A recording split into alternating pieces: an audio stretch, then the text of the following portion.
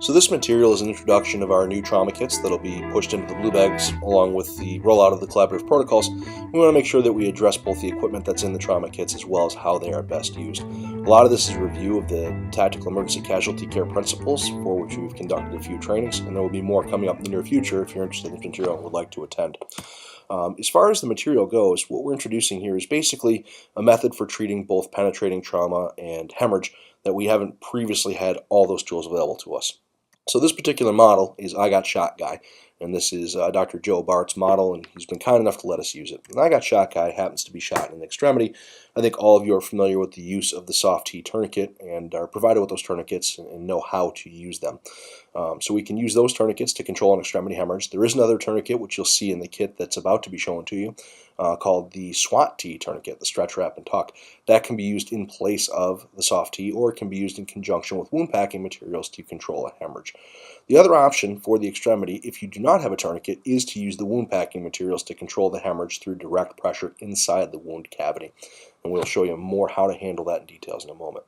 So if I Got Shot Guy is shot in the extremity, that's going to be a tourniquet application. If I Got Shot Guy is shot in any of the cavities, specifically the thoracic or abdominal cavity, we have to be concerned about a pneumothorax, and for that we have chest seals. The blue area we're going to call the box, and the box in this case extends from the clavicle to the umbilicus 360 degrees around I Got Shot Guy. Any penetrating trauma below the clavicle and above the umbilicus at any point on his torso will be a prompt for you to apply a chest seal, and perhaps multiple chest seals if there's also an exit wound. The chest seal will go directly over the wound and prevent the advancement of any pneumothorax to a tension pneumothorax in a life-threatening emergency. The final area about which we're concerned are referred to as the junctions, shown here in yellow and ultimately with the Superman underwear. And the junctions are areas where we can't get a tourniquet. So you can't get a tourniquet up onto the shoulder or the trapezius, you can't get one over the pelvis, and they are not cavities where we're warned about having a pneumothorax or damage to the lungs. So they're areas where we can use some of the anatomy to create pressure in terms of packing the wound where there is bone, where there is muscle, and that'll create pressure in the wound channel. And in those cases where the injury is a penetrating injury to the shoulder or to the pelvis, we're going to pack the wound with a hemostatic agent. In our case, it's Celox right now, and the goal being to create both pressure inside the wound channel and a clot. That's just a quick review of some of the TECC principles for care for hemorrhage patients or penetrating trauma to the thorax or to the abdomen, and more information will follow. Subsequent in this video, we will go over the contents of the new Twin Cities small trauma kits, and those will also be made available in larger versions for a mass trauma incident. The larger versions will be carried by the supervisors along with some additional equipment. So please look for more information in the near future about TECC, about Rescue Task Force, about trauma kits, and about hemorrhage control. Thanks for watching.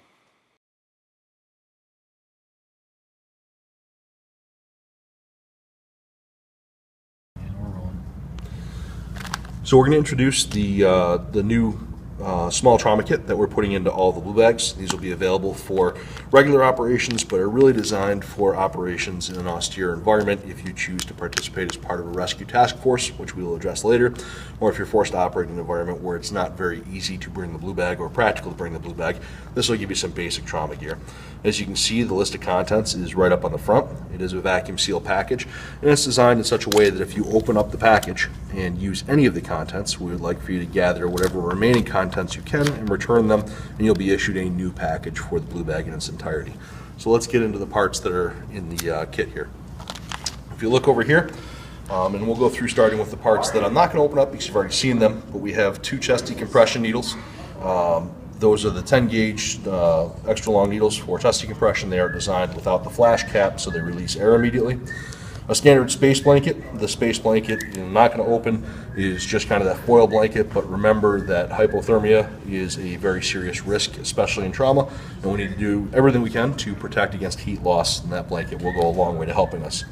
Nasopharyngeal airway and some lubricating jelly. Everybody's familiar with that. And everybody should also be familiar with the soft T tourniquet that has been issued to all employees and has been used for quite a while. New equipment with which you might not be familiar, and we will start with the pressure bandage, is this pressure bandage. And it may be this pressure bandage, which is the Olays pressure bandage, or you may see a slightly different one, which is the Israeli pressure bandage. But basically it's a piece of equipment that's designed to give you cling and a wrap all in one. With the Olays, you open it up, and this is our pressure bar, so this will serve to add pressure over the wound. With the Israeli dressing, there's a similar bar here, and there's a slight difference. If you have an Israeli, you're going to wrap through and back. So here's the Olays. It does have some Velcro sewn in so that it will not just drop free. And we'll show you the application of that in just a second. Other features, here's an absorbent pad. Inside of the absorbent pad, if you need to tear it open, there is some more bulky dressing, and there's also a small piece of an occlusive dressing, so you can pull that out and use the plastic for an occlusive dressing if you need to. Just some features that we considered when we made the purchase. I'm going to set that aside. We'll use that in just a moment with our wound packing material. When you are wound packing, we have purchased the Celox Rapid. This is a mucoadhesive hemostatic agent on Z-Fold gauze, which means that the gauze is all impregnated with the stuff that'll help the clots. This was a slightly better product in our opinion because it does work when there is a coagulopathy, when somebody's taking a blood thinner, or if a patient's hypothermic. And we don't get those same benefits necessarily out of QuikClot, which is what drove our choice with this. For the purpose of the demonstration, to show everybody wound packing, if you haven't seen it before, I am going to use a demonstration model. So we're not going to open this, but this was exactly the same design in a Z-Fold. What I mean by a Z-Fold, if we come over to our wound packing mannequin, is we have our Celox here. We open up the package, and this is a pretty easy tear here. Right, rip it open, and then we want to leave the material in the package, just grabbing an end of it, and you can see how it's starting to unroll as a Z-Fold. Wound packing is pretty simple. We have a big wound and we need to deal with it. We're going to go ahead and just start jamming. And some people will tell you to pack 3, 6, 9, 12. Others will tell you to find a pulse. But basically, you want to continue to pack material into the wound to create pressure in the wound channel and help stop the bleeding. Now, the reason that we pack out of the package like this as opposed to removing it is because the mucoadhesive will start to work as soon as it comes into contact with blood. We want to limit the contact that we have to inside the wound cavity. Once we have everything packed and it's full, we can't get any more in, remove the last of it, place it over the wound, follow it up with the package, and you're going to hold pressure, direct pressure, for 3 minutes. Another way to add pressure, which we've established before, is that pressure bandage. So we can open up our pressure bandage, holding it down, start to unwrap, and it becomes just a wrap. And with each successive wrap, the pressure is going to grow because of that bar that's in place, and you'll see how that works as I wrap. And we come around, the end of it's just a 2-part hook, slide one over, slide the other over, and we have pressure. And you can see that it's exerting pressure by changing the outside of our wound packing mannequin just a little bit. So that's the wound packing technique that most of you who have taken TECC are familiar with, but if not, we thought we would show it now.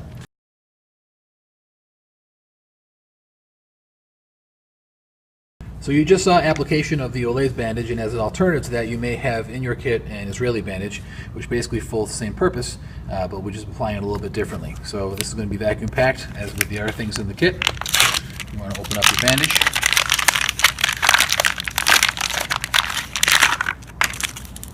You remove the packaging. There's quite a bit of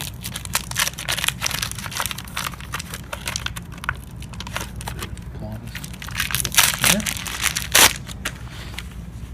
And this is your Israeli bandage. So what you're looking for is the opportunity to get this plastic piece over the top of the wound, which we've already packed here.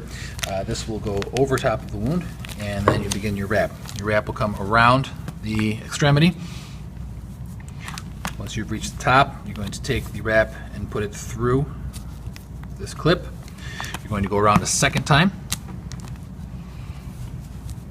Once again, putting the bandage through the clip, and at this point you're going to reverse and pull tightly. So now you have your pressure on the wound underneath the bandage, and you continue to wrap with pressure until you run out of bandage. At the end of the wrap, there will be 2 small clips that you will clip onto the remaining bandage on either side, and that will secure your bandage in place.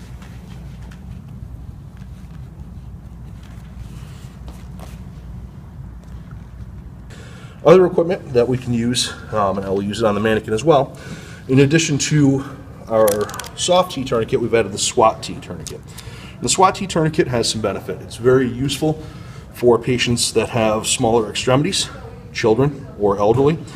It's also useful as a pressure bandage and can be used in a pinch as an occlusive dressing if need be. And to open it up, there's tear points all over. Pick the one that you like best, rip it, and we get our SWAT T, which stands for stretch, wrap, and tuck. Now, the SWAT T has some markings on it. The markings indicate the pressure being exerted. You can see it looks kind of like a zipper pattern here. When those zippers turn into squares, I've reached tourniquet pressure. The same is true of the circles. When the oval becomes a circle, so there's our oval. When the oval becomes a circle, tourniquet pressure. To apply this, if we were using it as a pressure bandage, we just want to lay it on and create a little bit of pressure. I'm going to apply it as a tourniquet to demonstrate how it works. We want to get one wrap, and it's going to kind of create some friction in here to itself. When we get subsequent wraps, you're going to wrap and you're going to pull, keeping pressure on the entire way around. Wrap and pull. When you get near the end, you want to tuck a hand under.